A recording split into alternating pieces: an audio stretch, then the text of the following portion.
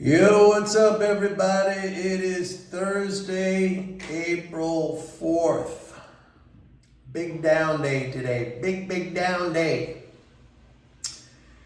I've been telling you guys that anyway, we're coming up to the April tax drain. Everybody knows April 15th. Okay? The dreaded April 15th. So today, I thought it was triggered by, we're getting a lot of these monetarist zombie jitters coming back. I stated that, I mentioned that the other day in a video, and there's been more stuff surfacing today. We had Neil Kashkari, I call him Neil Cash and Carry, who's an FOMC member, saying, hey, maybe it's not necessary to cut interest rates this year. So right away, boom, the monetarist zombies freaked out and started selling. We also have what seems to be escalating geopolitical events. Now, I don't cover that stuff. I'm not, in any way on the inside when it comes to intelligence. I'm like the rest of you. I just see the headlines about what's going on, and now there's talk or threats that Iran is going to retaliate against Israel for Israel taking out one of their top generals.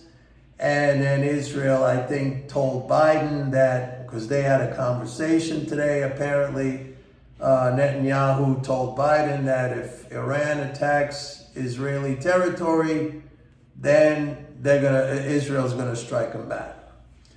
So that's all I know. That's what has been in the news. If that was part of the selling equation today, I understand it. I mean, that, stuff like that triggers people, probably for good reason. I don't know if it's for good reason when it concerns the financial markets. I mean, we've had 2 years of war with Russia, Ukraine. Now, I remember when that war first started in February 2022, there was an initial negative reaction.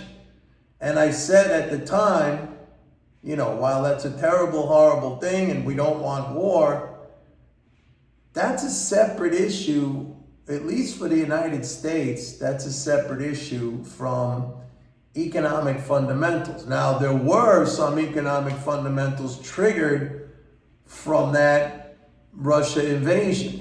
We had the sanctions, and then there was that affected the oil markets, and that, things happened from that had economic consequences directly, which we or I can quantify, at least to some extent.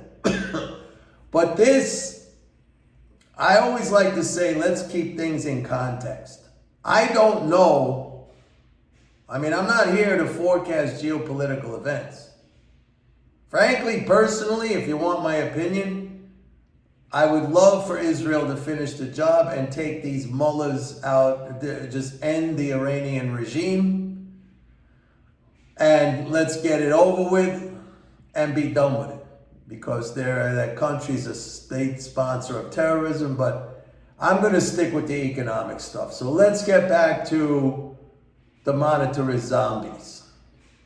I don't see any change in Fed fund futures. I think I mentioned this the other day, that Fed fund futures are still predicting a cut in June, a cut in November, and a cut in December. And the Powell Fed, at least up until now, and I've always said this, in fact, I've been critical of this many times. I said that Powell Fed, what do? They just follow whatever the market says. So if the market says cut in June and November and December, they're going to cut, unless that changes. Now, the tax drain. I mentioned the other day that in and of itself was going to be a negative factor for the market, temporarily, okay? I always have to repeat to you guys, otherwise you come back to me and say, oh, you said this, it was going to go down. Not all of you, but I mean, I always have to repeat that the overarching fiscal condition, and that's the primary driver, the overarching fiscal condition is bullish. I say this in every single video, that the government's spending over $7 trillion. I know a lot of you cry and whine, it's only going to a few people, blah, blah, blah. By the way, Social Security is the largest single line item on the government's budget. And that program keeps millions and millions of seniors out of poverty. All right, so don't say it's only going to, it's going to millions and millions of seniors. All right, so, and that's the biggest. Now, interest payments are catching up. Now, the Treasury and Congress really has nothing to do with that. That's been all thanks to the Fed raising interest rates. You know, the way our economic system is set up is that the United States government pays interest on its government securities, which it absolutely doesn't have to do. It's like a ridiculous thing, but it does. Now, this goes way back. I mean, this arrangement goes way back to the days of the gold standard, but I guess nobody has figured out yet that we're no longer on the gold standard, and there would be a massive freak out if the government ever said it wasn't going to pay interest anymore. And the only reason that the government sells bonds, any securities, the only reason, and don't let people tell you that that we're borrowing and blah blah blah. It's a reserve drain. It keeps reserve balances in the banking system at a certain level. Otherwise, if this was not happening, if you didn't have a reserve drain, then reserves would pile up in the banking system through the normal course of government spending, and that would pressure interest rates down to zero all along the term, all along the curve. It would just be a permanent zero, maybe even negative. Okay, so you drain some of that away, and it keeps it positive. And the government wants it positive because there's this belief that they need to pay people on its own money that it has the monopoly power to issue. I mean, if you really sit down and analyze this stuff, it's so crazy. It's like all this debt talk, which I see now really, really proliferating. Okay, we just had somebody else come out just today. I think it was Brian Moynihan. Who's he? He's the CEO or the chairman of Bank of America. And we had some other dude, some professor from University of Pennsylvania. That's my alma mater. Some professor saying it's unsustainable. What's he teaching over there? It's like, really? He's teaching gobbledygook, like ridiculousness. And I've been hearing this, I've been in this, for over 40 years. I mean, I've been hearing this going back to the Reagan days, how it was 800 billion, the so-called national debt at that time, it was going to bankrupt us. Now it's 35 trillion. When's it going to bankrupt us? If it hasn't already, then some people should start thinking, well, maybe it won't. But they just refuse to try to understand the reality of the so-called debt, which is not a debt. That is untaxed dollars. That's dollars that we own, that we hold. The government spends. It goes to somebody, me, you, whatever, a defense firm, millions and billions of people. The money gets spent out. And that gets held in the form of a government security, which is basically like a savings account. And that's it. It's all been paid for. That's why it never blew up, and it's never going to blow up.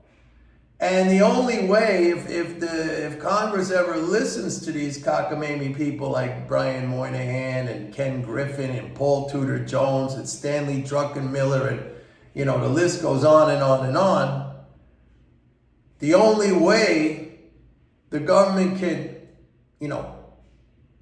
eliminate that is by eliminating or taking back the 35 trillion that the non-government of the entire world holds as part of their wealth. You'd have to strip that away. You'd have to tax that away. And I've asked this question before. What do you think would happen if the U.S. government imposed a 35 trillion tax?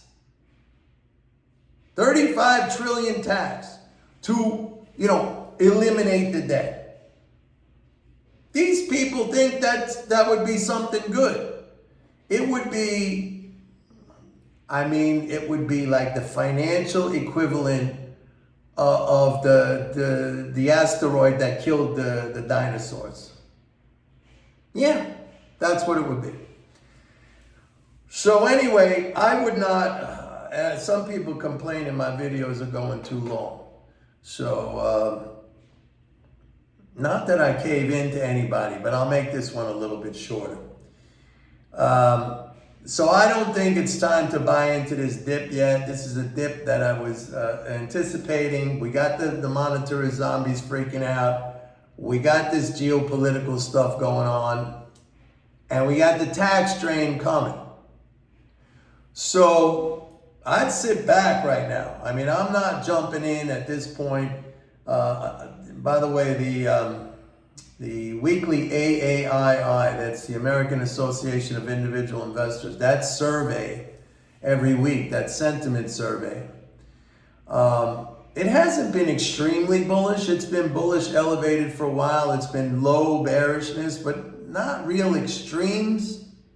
A little bit like 30%, let's say bullishness about 30% above the historical average, bearish sentiment, maybe about the same, about 28-30% below the historical average, which that's not nothing, okay? But it's not like 60% above or 60% below.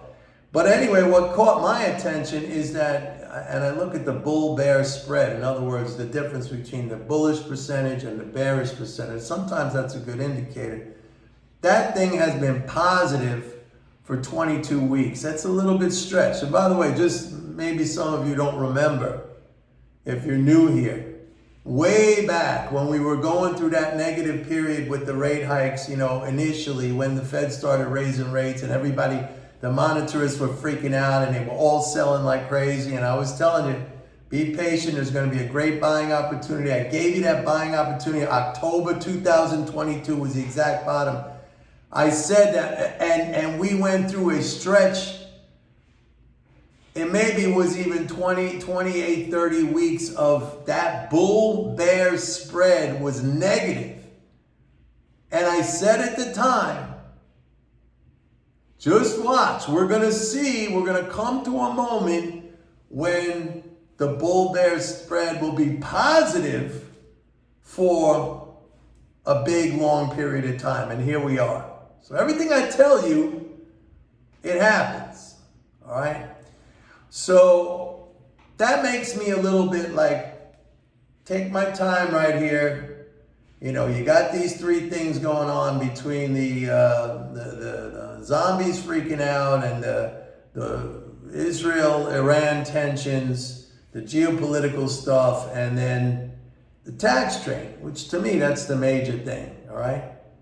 I'll worry about the war stuff if it ever comes here or if it ever impacts economic factors. And the main economic factor, as you know, that I look at is the flows. Oil is important too, all right, because that's energy. By the way, speaking of oil,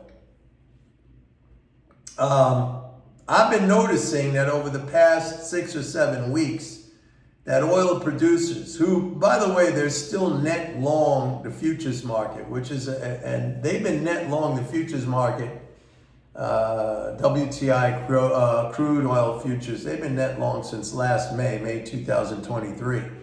And that's an unusual position for them because producers are usually short hedged.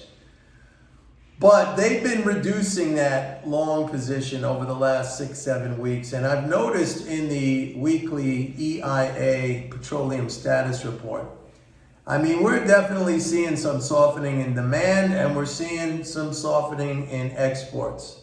So that's something to keep in mind. And by the way, while crude inventories are still down modestly year over year, gasoline inventories are up, distillate inventories are up, gasoline demand is down, distillate demand is down, jet fuel demand is up a little bit, and again, exports, net exports of crude and petroleum product, we're still a net exporter, but it's down compared to last year.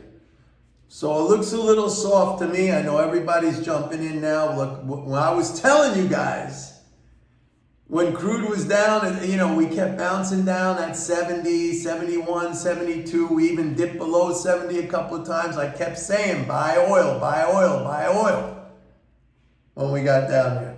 Kept saying it. If you didn't hear it on this, on my videos, it was definitely, my subscribers got it in my report. In fact, I had a guy today say, Mike, thank you. That was a great call on oil. You made a lot of money.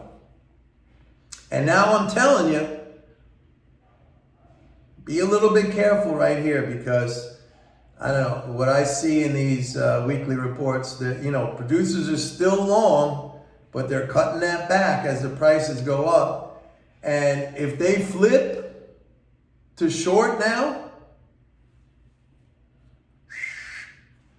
so keep that in mind. Anyway, I hope that's short enough. But speaking of short, that's my short video for today. All right, everybody, have a good one. Bye.